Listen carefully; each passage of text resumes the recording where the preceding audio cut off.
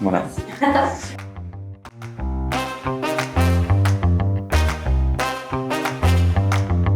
Donc Nicolas de Bézieux, directeur général de RICOP.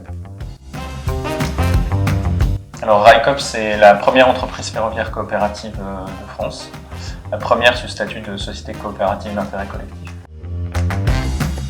Il y a eu un rapport Spinetta sur l'avenir du ferroviaire. Et ce rapport indiquait que la plupart des lignes ferroviaires, en fait, des petites lignes qui irriguaient les territoires, allaient être supprimées. Et notamment ici, sur Figeac. Et avec un petit collectif, on était une dizaine de personnes, on s'est dit que c'était un non-sens. On a décidé de choisir un mode de revendication qui est un mode de revendication par l'action, à savoir de créer notre propre entreprise ferroviaire, d'opérer des services libres, donc on n'est pas dépendant des subventions publiques. Et donc nous, on a saisi cette opportunité en disant que c'était une occasion pour les citoyens finalement de se réapproprier la question ferroviaire et d'aller là où l'État ne demandait plus à la SNCF d'aller.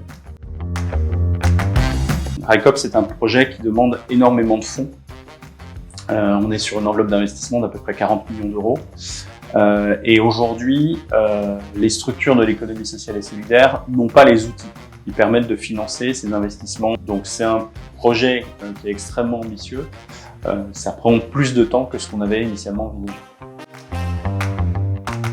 On a fait rouler des trains, de marchandises. Nous, aujourd'hui, on a le plus haut niveau de licence d'entreprise ferroviaire en France. L'établissement public de sécurité ferroviaire a même considéré qu'on avait l'un des meilleurs systèmes de gestion de la sécurité ferroviaire en France. Et en 4 ans, on est passé d'un petit collectif d'une dizaine de personnes à 14 000 sociétaires, une trentaine de collectivités locales à tous les échelons, 2 régions, 2 départements, 200 entreprises et associations qui sont membres de RICOP, et tout ça sur 45 pays.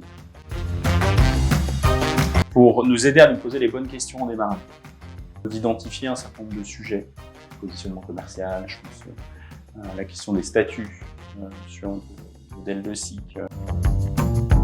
L'objectif pour 2024, c'est d'être en capacité de démarrer le service de voyageurs. On voit bien qu'il y a une demande de plus en plus forte pour le ferroviaire et qu'il y a des acteurs qui se positionnent.